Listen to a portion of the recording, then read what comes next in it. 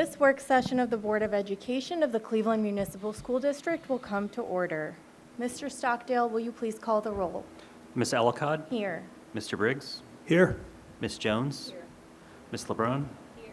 Dr. Sridhar? Here. Mrs. Welch-Howe? Here. There are 6 members present. Thank you. I'd ask everyone who wishes to rise and participate in the Pledge of Allegiance.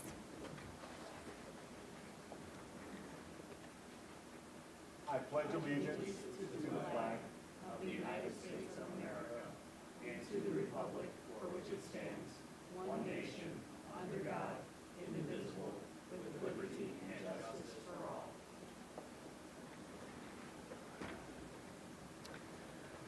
Thank you.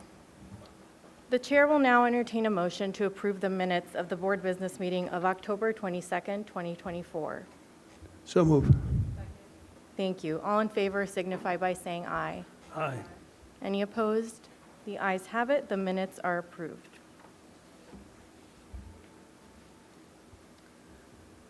Okay, as many of us know, today is an incredibly significant day for our district, and I want to start our meeting by taking a moment to celebrate the passage of our school levy, Issue 49. I want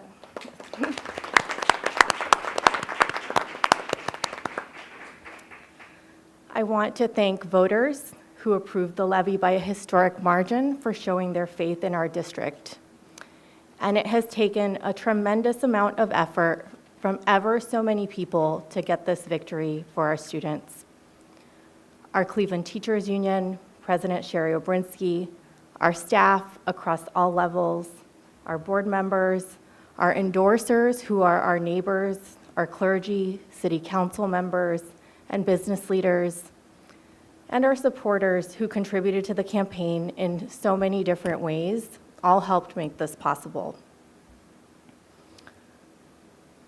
I deeply believe that our biggest responsibility as adults is to ensure that children have the things that they need to thrive. Our responsibility as a board and as a school district would remain the same regardless of election outcome, to ensure our students have everything they need to learn and succeed. And though the levy campaign has not been without stress or worry, I woke up this morning knowing that no matter what today's result would be, or rather yesterday's result that we saw come in this morning, this district would need to do the same thing today that it was doing the day before yesterday, and that is the same thing that we are doing tomorrow and the day after, striving to do right by Cleveland students and making sure we get better at it every day. Thank you to our community who are giving us the resources that we need to be able to do that. And though we know we still have tough work ahead, we're in a much stronger position than we would have been without the support of our voters. We don't take that support lightly, and we plan to deliver. Thank you.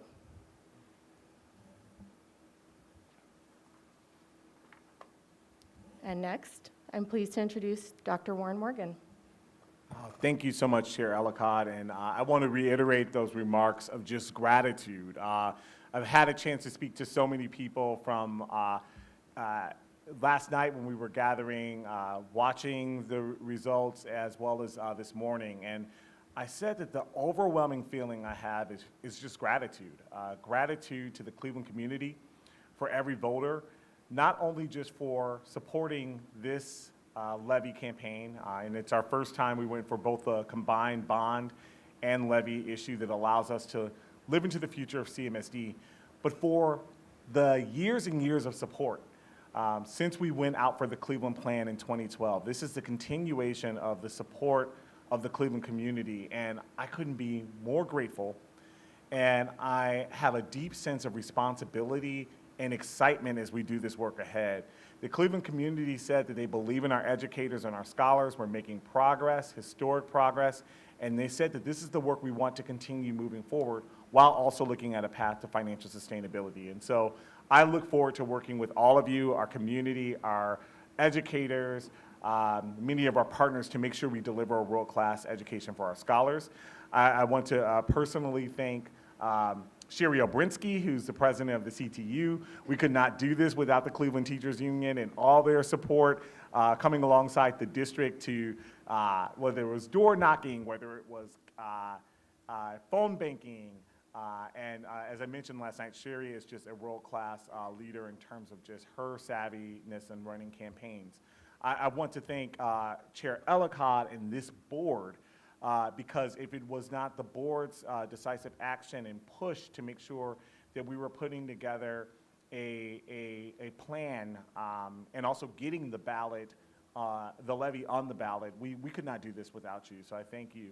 I thank Mayor Bibb and his team for their continued leadership and guidance and support. And then I would also be remiss without thanking our campaign and all the supporters, particularly the campaign leaders at Burgess and Burgess, and I shared with many others. We lost a Cleveland treasure in Bill Burgess the 2 Sundays before the election, and Bill Burgess was running our campaign. He's run our campaigns for years and also many other campaigns, and it was his leadership, guidance, and support that brought us to this point. So, so many people to thank. So much work ahead, but just know I'm feeling extremely grateful and we have work to do ahead. So thank you so much, and look forward to doing this for our scholars. Our scholars deserve it, and we will continue to deliver a world-class education for them. With that said, I'm proud to bring up one of our amazing school leaders at Scranton. So Principal Beedling, please come up to present this month's School Spotlight.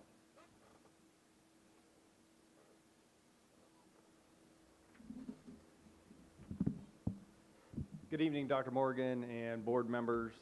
Thank you for your service to the whole CMSD community and for giving me the opportunity to share some things about Scranton tonight.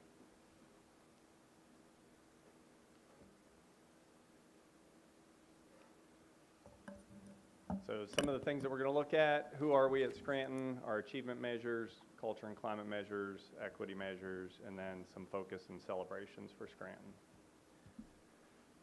So at Scranton, we want our scholars and educators to have a laser focus on academics. We want them to value relationships along with their peers and our staff members, and explore opportunities for new experiences. We also have a very diverse population at Scranton, and we want everyone to have a sense of belonging. Our motto is to uplift and include each other. So our demographics, as you can see, we have a pretty diverse population, and we are unique in that we have a higher population of students with disabilities as well as English language learners, with then a small population of gifted as well. You see our highest population is our Hispanic scholars, and then we're spread a little lighter through the other areas there, and then our staff. Not quite as diverse as our student population, but we do have some diversity there as well. And our achievement measures on our state report card last year, we had 3.5-star overall rating. We had 2 stars in achievement, which was an improvement in our performance index from 61.4 to 62.8 from the year before. We also earned a 5-star in progress. So looking at our ELA proficiency, our goal for this year is 47% overall, and we are currently at 37% with our fall NWA this year showing 29%. Looking at this table, this graph here, we've got, our strengths were 3rd grade, 5th grade, 7th grade, and then 6th grade coming in, showing it the lowest there. And when you look at the breakdown of proficiency in ELA for our English language learners, it's somewhat similar here, and with our 6th and 8th grade being the lower end there. And then this was one that definitely stands out in our students with disabilities. So looking at our fourth and fifth grade, did okay. And then third, sixth, seventh, and eighth, we were at 0% for proficiency in ELA.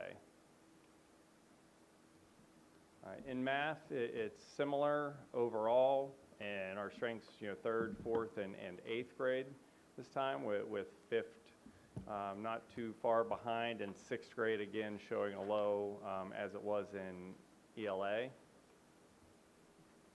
And then similar here with our students with disabilities as well. Fourth and fifth grade were the ones where we had some proficiency, and our other grade levels we did not. And then our English language learners as well here, still very similar. And so seeing the trend here of sixth grade, especially being low in all of these areas, we did restructure this year our middle school. Our middle school teachers for ELA and math were teaching all three grade levels, sixth, seventh, and eighth grade. So we separated sixth grade out of there and have them departmentalized just on their own, so that our teachers really can focus in and find the gap there in where our sixth graders were falling a bit short. We also, in looking at the data for our students with disabilities, this is the first year that I feel we're appropriately staffed. In previous years, we were not appropriately staffed for our students with disabilities. Our intervention specialists had overages, all of them in their caseloads, and we had positions filled with long-term substitutes in some of those openings that we had. This year we are fully staffed and appropriately staffed, so we're looking forward to seeing some progress there. For climate and culture, we're looking at our SEL, so social emotional learning. This is our elementary here, where we are, above the data, or above the district at 95%. Our kids feeling as if they're supported with social emotional learning. And within our elementary grade levels, the numbers are still pretty high, and with our subgroups, all in the 90%. So a little lower in our upper grades with SEL, but above the district average at 75%. And then here a little lower as well. And I don't think it was a surprise that sixth grade here coming in lower, as they were lower in our academics as well. And I think with them being in the middle school departmentalization, it was a bit much for them with all of the transitions and making the move from the different setting in fifth grade going into middle school that way, which is why we separated things out this year. For equity, we're looking at our suspension data, so year to date, and this is actually, from the time I did the presentation, we have a couple more, so we're actually at 9 total suspensions for the year. That totals a total of 13 days out that kids have been out of school for suspension. 1 student with disabilities and 1 English language learner. And comparatively last year at this same time, our total days out of school for suspension were 30. So we're way ahead of that. Our goal for the year is 7%, and we're currently at 6%. So we are under the goal for our suspensions for the year.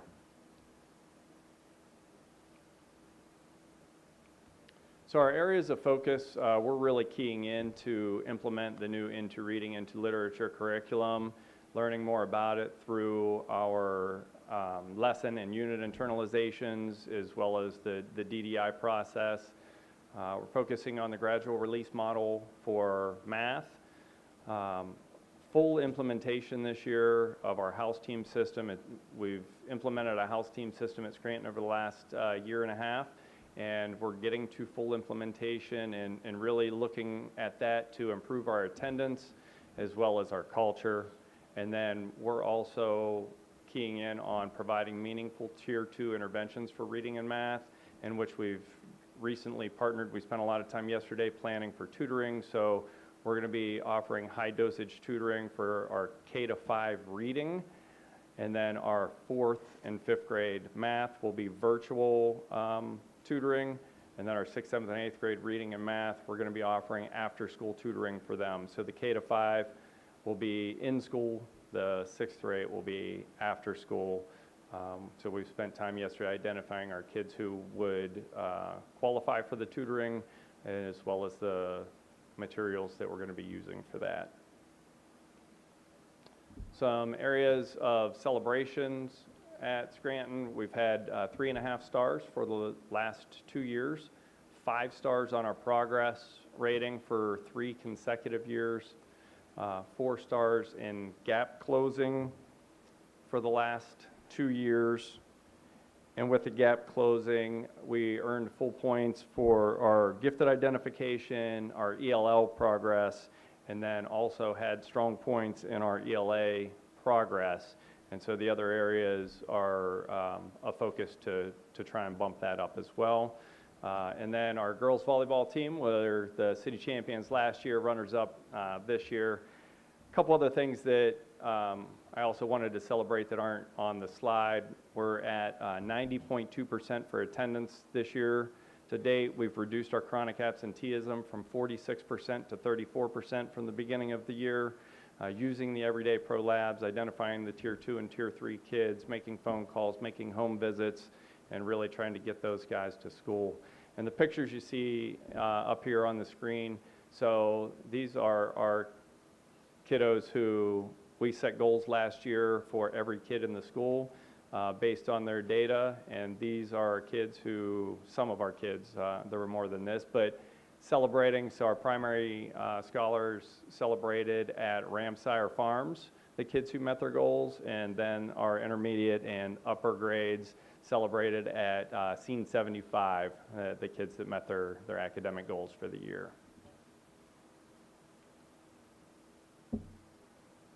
That concludes my presentation. Thank you all. Thank you. Any discussion from board members? Dr. Morgan? Just a few highlights. One, just extraordinary progress to show the consistency in the 3.5 stars, 5 in progress, 4 in gap closure. Keep up the great work. And are you in Mr. Atkins' network? Yes. So I hope that other leaders in the network are gathering some of the best practices, even hearing what you're doing with attendance and chronic absenteeism. I know that that's an area of focus as we've started this year, and so I'm hoping that you're sharing some of the practices and things that you're learning, so that's great. Love the house team system that you're doing there. I know Claire Westrop is also doing a similar type of model. Yes. Just a few notes. One quick question. The CFL data that you showed there, is that from last year? That was spring, yes, Spring, of yeah, last okay, year. because we're still processing this year's. And then was curious when you were looking at some of your equity measures. I know you do have a large ELL population and then also your students with disabilities. Have you broken up the data for other racial groups? Because you do have a pretty diverse population there at Scranton. And so I just want to know, have you done that, and why are you not, I wouldn't say are you not looking at it, but was it not reflected? I do have it, and didn't create the charts to have in the presentation. So looking at our math proficiency, it was fairly balanced with our multiracial group at 67%. We're much higher. Our African American students were at 23%, Hispanic students were at 36%, and our Caucasian students were at 33%. That was for math proficiency. ELA, there wasn't the outlier there. Our African American students were at 25%, Hispanic at 39%, our Caucasian students were at 33%, and our multiracial were also at 33% proficiency. Thanks, yeah. And good work. It seems like you're doing some great work with the Hispanic population. In both cases are outperforming, it sounds like in both ELA and math, outperforming white and black students. Of course, we want all of our students to perform well, but that's not the trend in the district, so congratulations. Yeah, thank you. Thank you and well done. Thank you. That concludes my report.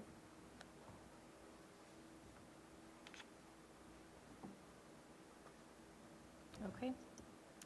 Well, this evening we have 7 resolutions in the areas of finance and equity and culture that will be presented to the board for discussion only. The board will be asked to consider the adoption of these resolutions at our November 19th board business meeting. Dr. Morgan, would you please present these resolutions? Yes, the next 3 resolutions are finance resolutions. 501 is approving the general fund 5-year financial forecast. With this resolution, the board will be approving the school district's 5-year forecast of operational revenues and expenditures. Pursuant to Ohio Revised Code, Section 5705.391, the boards of education must approve and submit to the Ohio Department of Education and Workforce a general fund 5-year financial forecast each year, an initial forecast by November 30th and an updated forecast by May 31st. This proposed forecast now reflects the fact that yesterday, the voters passed Issue 49. I want to introduce our Chief Financial Officer, Kevin Stockdale, to make a presentation on this year's 5-year forecast. Thank you, Dr. Morgan.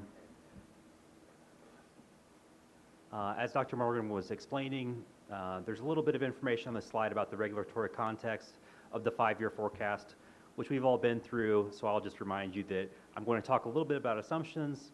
That is required by the state of Ohio under a revised code, and I welcome your feedback. We will submit this to the Department of Education and Workforce by the end of the month, and then we'll update again in May. I do want to point out that this is going to be fairly similar to the May forecast, just because with May we had most of last fiscal year's information, and in November we only have a little bit of the current fiscal year's information. So I'll start off with assumptions on revenue and particularly state aid.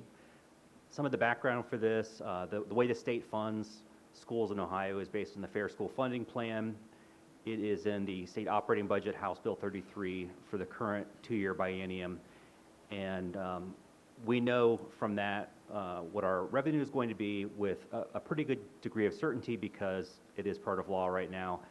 That bill adjusted costs estimates for school districts across the state, and importantly continued the phase-in. So the Fair School Funding Plan is a plan to get all districts to funding that is required for what they offer to students.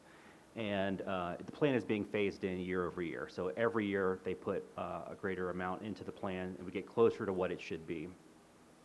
I want to point out 2 things, and I'll go over these in a little bit greater detail in later slides, but the state revenue that we receive is actually decreasing, and it's due primarily to 2 things. It is increased property valuation and income within the district, and then calculation of disadvantaged pupil impact aid, which is for economically disadvantaged students, and I'll talk about that in a second. Another important part of our revenue is actually student enrollment. We are paid based on total enrollment as well as enrollment, what they call categoricals, so the categories of students based on different demographic information. We assume for the purposes of the forecast that enrollment will decline by 0.75% a year. That is only based on the last 3 years of information. We are working on an enrollment study, but this is the information that we have post-pandemic, so it's an average and a reasonable approximation. As I said, I wanted to point out 2 things in the 5-year forecast for revenue because we need to be thinking about this. It's timely because the state operating budget process is going to start for the next 2 years over the winter. And one of the things that we can do is advocate on behalf of the district for making sure that our needs are considered. And this is one of the areas. So there's a state base cost per student, and what's happening with it, if you look at the magenta and the green areas, so on the on your right as you read, or on your left, excuse me, as you read the slide, is what we project for the current fiscal year. The state is going to pay us for base cost per student. So the magenta area is what they're saying they will pay, and the greenish area is the base cost of what they think that we are going to pay. We actually spend more than that. This is just based on the average student that doesn't have any special needs. What's happening, though, is if you look to the right of that for fiscal year 28-29, we're projecting 4 years out with all the inflation that's going to happen over those years and all the additional needs that we know of, that the state will only be paying us about 1.6% more. And their expectation is that we will be spending about 21% more out of local tax dollars. And the reason for that is because Cleveland, according to the data that they look at, is looking like a wealthier district with property valuations, which of course we know that we don't receive additional funds for, and incomes. So that's a challenge for us. The takeaway for this for me is that there is a shift with the state funding formula of the cost of education from the state to local taxpayers. The next one is really a dramatic, I think, change to the state funding formula that occurred that affected fiscal year 24 forward. And what these two are looking at is the projections that we made in fiscal year 23 for disadvantaged people impact aid. Those are the green bars. The blue bars are the ones that we made starting in fiscal year 24. So what happened was the state changed the way that they calculated economically disadvantaged students, and the impact of it is this dramatic drop in how much revenue we are actually receiving and a dramatic drop into how much we were supposed to be receiving.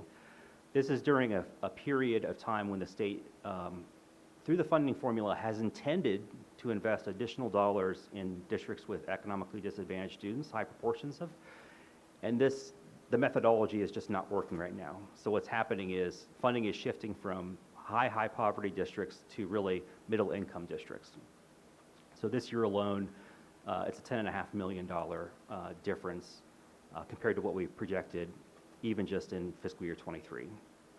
This is also something that will be looked at through the operating budget process. I just wanted to highlight a few of these areas where there's a specific challenge and maybe interest. So they're not decreasing the overall budget, it's just that it's going elsewhere? The amount of money that we will receive is decreasing, but yeah, the overall state operating budget is staying the same or increasing.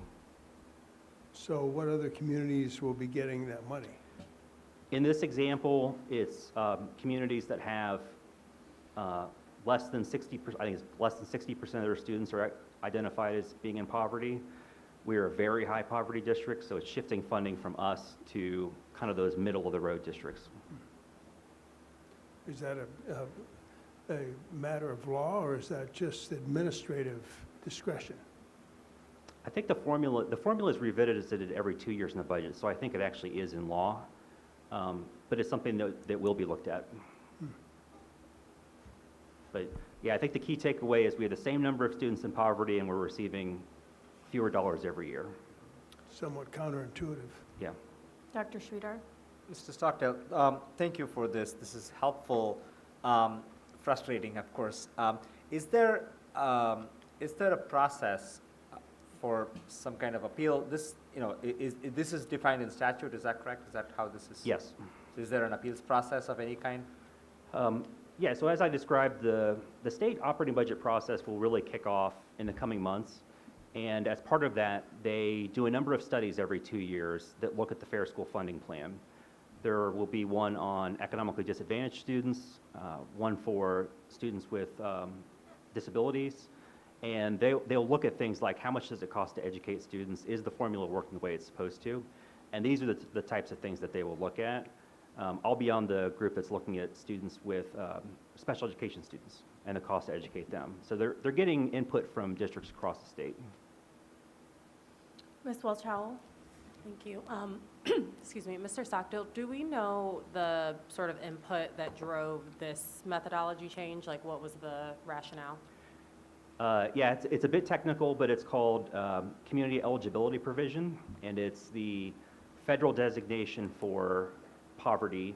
And what happened was there was a change that, and I said it earlier, 60%, I believe it's 60%, that if a school district has 60% of students in poverty, they'll count everyone as being in poverty for purposes of providing free school lunches and breakfasts. They lowered that threshold to, I believe, 40% now, and so there are a lot of districts that had somewhere in between that are now getting more funds, and it's not actually based on how many students they have that are in poverty, it's based on just greater eligibility. So the dollars are being spread to them more. Yep. So if I play that back, it sounds like maybe the rationale was those districts that were between that 40 and 60 maybe weren't getting funding that whoever is on this committee felt was commensurate with a district with relatively high levels of poverty, but perhaps not as high as a district like ours. Is Yeah, that? I believe so. Okay, thank you. So there's work to be done. This is not something we can control, but it's something that our feedback and input is welcomed on. The other key aspect of our revenue structure is local property taxes. I've included in here a table that you've seen before, which is the changes in reappraisal. And as I've said, we are expecting, the county has told us that we should receive about $5 million of additional funding through reappraisal, which is already part of the forecast. We're continuing to assume existing collection rates, and as we get more information from the county about actual reappraisal values, then we'll update the forecast in the spring. That brings us to the topic that the chair and CEO have addressed, which is the levy with additional operating funds, which will be divided between the general fund and some additional funds for partnering charter schools. I'll point out that when we get to the 5-year forecast slide, only half of the revenue is going to be collected in this fiscal year because collections are done on a calendar year basis. And then I've also brought these before you. We received some other revenue, Medicaid reimbursements that we won't receive this year due to use of ESSER funds. And then we're expecting a decrease, an annual decrease in investment earnings as we draw down our cash balances. On the expense side, we have bargaining contracts that are in place through 26 right now with the option of fiscal year 27. We know what those rate increases are, and so they're planned into the operating budget. We also know that through the work of our administration as well as our labor partners, we made really significant progress on the benefits front. And so a 3% decrease doesn't seem like a lot, but benefits includes everything. It's not just health insurance. So we really did make a major reset in what we've been able to do. And you'll see it, it's in the details of the 5-year forecast. And as I've said before, by far, we are a people organization, so most of our expenses are people. What's left, the largest remaining category is contracts, and then smaller from there. And we've included small inflationary increases for those areas to be expected. So the 5-year forecast, I wanted to draw your attention to a few things. So we do have the box with the new levy proceeds that is included with $24 million this year. We anticipate that we will run an operating budget surplus this year, smaller than last year, and that without further changes in future years, we will have deficits. And then on the last row that we have a cash balance, a positive cash balance through 27. This will allow us to certify the 3rd year of the contract if we so choose. I would like to point out too that this forecast will look very different in May when we come back to you, because this is the forecast based on what we know right now. We've talked about the work that needs to be done in order to address the structural budget deficit that you see here. The levy goes a long way in helping us address it. It does not close the deficit, but we will be doing the work on the budget side, present you a budget and a 5-year forecast that will improve this for future fiscal years. A couple of things I want to add to this point. If you're looking at the new levy row on this chart, and this is for board members, but then also people that are watching, I know you know that the levy brought in $52 million a year for 10 years, and you're probably wondering why it's a little short of that. This is the money that we're bringing in from the district and not the share that of course, our charter partners had. So I just wanted to make sure that those watching understood the number, why it's a little bit lower. And then also, if you've been following our 5-year forecast presentations, because of the work that has happened not only with last year's cuts that we've that we've done, but also getting this levy in, the bottom row, the deficit moved over a year. So in our May 5-year forecast, the 26-27 school year showed about $110 million in the hole at the end of that year. And the levy now has bought us another year. And so the work that Chief Stockdale was talking about that we have to do, and the updated forecast that we'll see in May, will definitely show how we're going to continue to chip away at that. But thanks to the levy, we now have another year. We actually moved it over one more year, and we're just extremely grateful. This is an update to the chart that I showed you last time. So addressing what Dr. Morgan was talking about, there's still work to be done. This is the gap that we have to address, utilizing all the tools at our disposal that are going to require planning on all fronts. There's some very good news in this, which is that there is great work that has been done. So what this chart is showing is what our year-ending cash balance was projected to be at different points in time. So if you go back to November of 23, which was a year ago, it feels like much longer ago to me than that, but a year ago, this is where we projected. We were at a point where for fiscal year 25, we were thinking that we were going to be in the negative. And to show you the work that was done just in those 7 months between the November and the May 5-year forecasts, the cash balance improved significantly. This is really through cuts that were made. And then again, we made an improvement from May to November with what we know about what we've already done with our operating budget, as well as the additional levy proceeds. And so you see this improvement each time we've done the forecast, and that we need to continue the work, but that we wanted to show the community that we are making progress toward fiscal sustainability. There are some upcoming actions that I wanted to make you aware of. The first potentially is in November. Just had a call with the county today, and they had asked, one of the things that we typically do at the end of the calendar year is submit a tax budget, and the tax budget incorporates all of your existing levies and any new levies. They requested today that we submit one in November rather than typical December. I'm going to seek clarification on that, but we will be bringing to you a tax budget request, which just reflects all of the taxes that we already collect, as well as the new millage.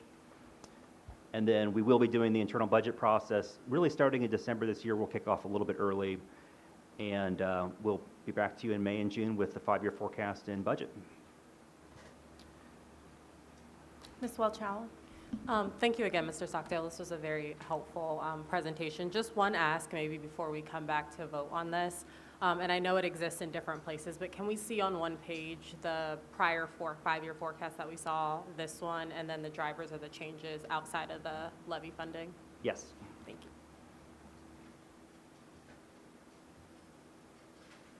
Thank you. I really appreciate this, especially the chart on the progress toward fiscal sustainability is really illuminating of all the hard work and changes that have been made, so thank you. Great. Thanks. Good job, thanks.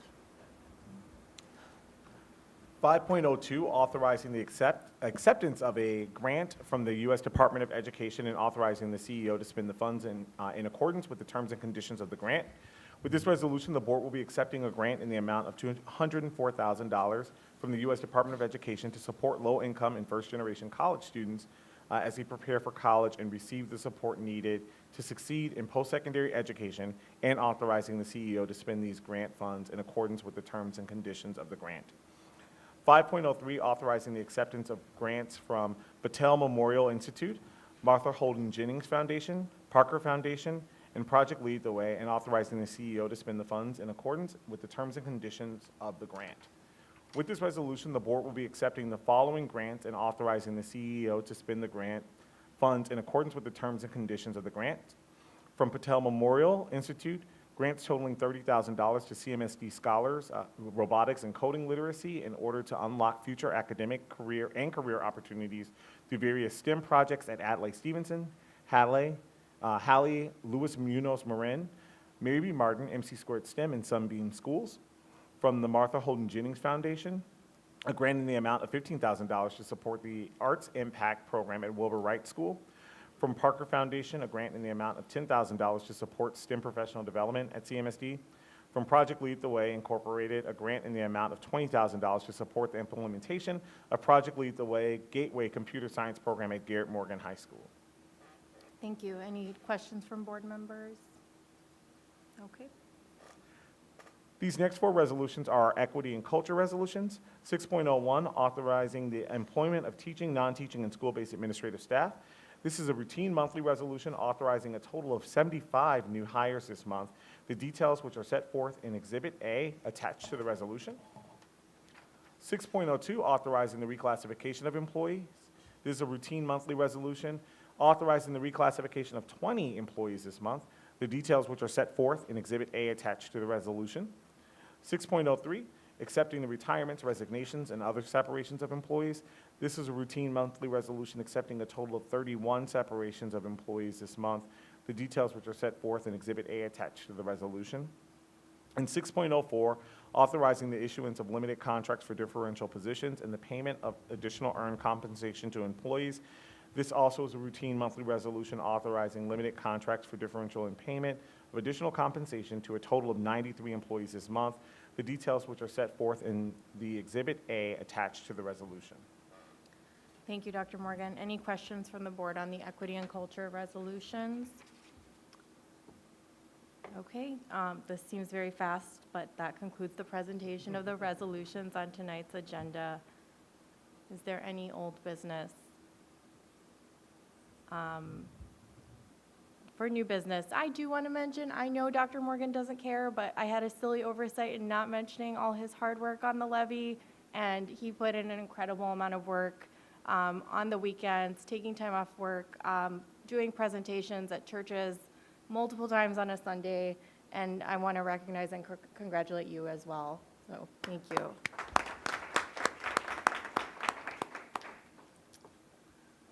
All right. Any other new business? Wonderful. The next regular board meeting will be a board business meeting on Tuesday, November 19th at Riverside School at 6:30 p.m. The chair will now entertain a motion that the board enter into executive session for the purpose of considering the appointment and employment of public employees and officials, preparing for negotiations with public employees concerning their compensation or other terms and conditions of their employment, and conferring with attorneys concerning disputes involving the Board of Education that are the subject of pending or imminent court action.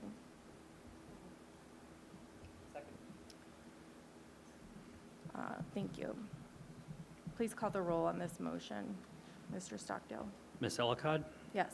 Mr. Briggs? Yes. Ms. Jones? Mrs. LeBrun? Yes. Dr. Sridhar? Yes. Ms. Welchow? Yes. Motion passes with 6 votes. Thank you. The board will now move into executive session. Following executive session, we will return to this room to adjourn this meeting without conducting any further business.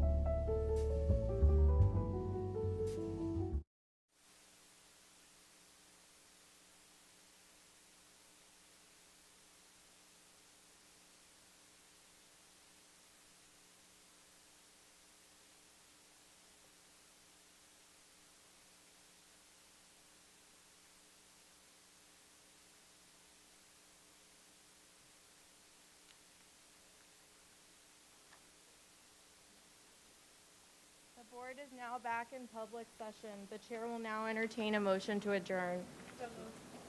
Second. Thank you. Hearing no objections, this meeting is adjourned.